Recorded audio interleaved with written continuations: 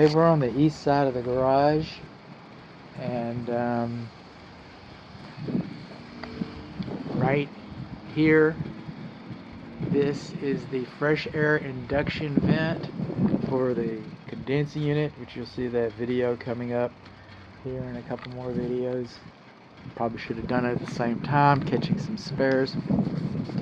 In certain parts of the country, they dissuade the use of screens on these because they could freeze up and starve your furnace. This part of the country, it's birds. It's birds, and most of the local municipalities require screens on the returns. So if you're familiar with a different part of the country, then that might look peculiar to you, but that looks fine in North Texas. But we're talking about the electric service. This is the meter here on the east side of the wall. The grounding rod is buried.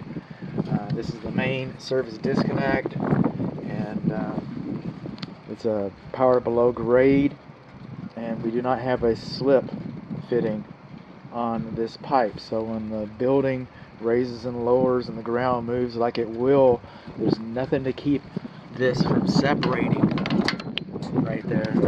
This is not going to separate like it normally would, so keep that in mind.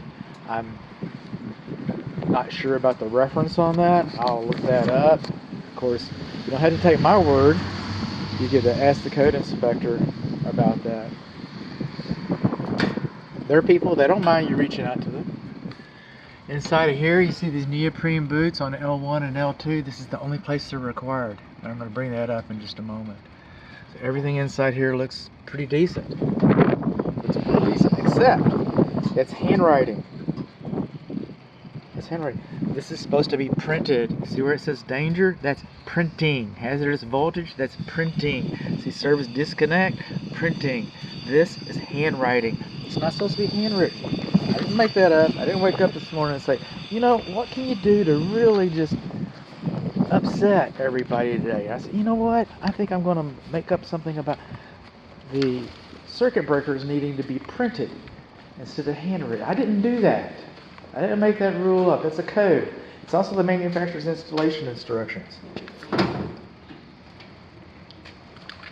Handwriting. See where it says 1, 2, 3, 4, 5? That's printing. That's handwriting. It's not supposed to be handwritten. And here we've got our U for at the ground. That's our bonding. It's labeled like it's supposed to be. We got a little bit of paint in the top of the cabinet. It shouldn't have paint inside of the cabinet. Is that going to affect anything? I seriously doubt it. Okay? But the manufacturing code says no paint or combustible materials inside of the cabinet. So it'll make the report. This cabinet, I see L1 and L2 do not have the neoprene boots on them. It's not required in this one. This is the second panel. They call it the sub panel. Okay? And I get it, you know, it's a sub panel. Okay, sub panel. But it's the second panel. It's the second panel. There's no definition for sub panel, but it's a term that we like to use. It's a term that a lot of us like to use. I said a U for in here. I don't see a U for box. The U for ground is not exposed. Usually it'd be right here. This is where it belongs. I knew I was missing something. They just mudded over it. They just sheetrocked over it. It should be exposed so you could get to that ground. If I find one someplace else, I guess I'll bring it up. But I don't expect it to be any place else because, quite frankly, it's PVC. Excuse me, PEX. Yes, PEX plumbing system. It's just plastic plumbing system. This is about the only place the UFR could be located. Very interesting. Very interesting.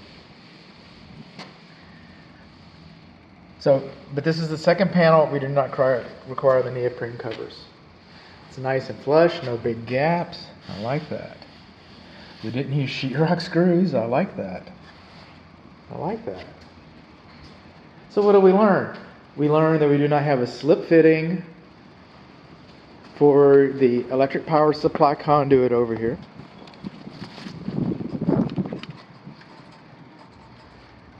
We learned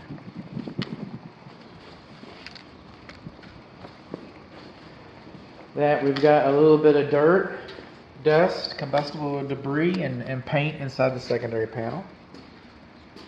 And we learned that both panels are hand labeled instead of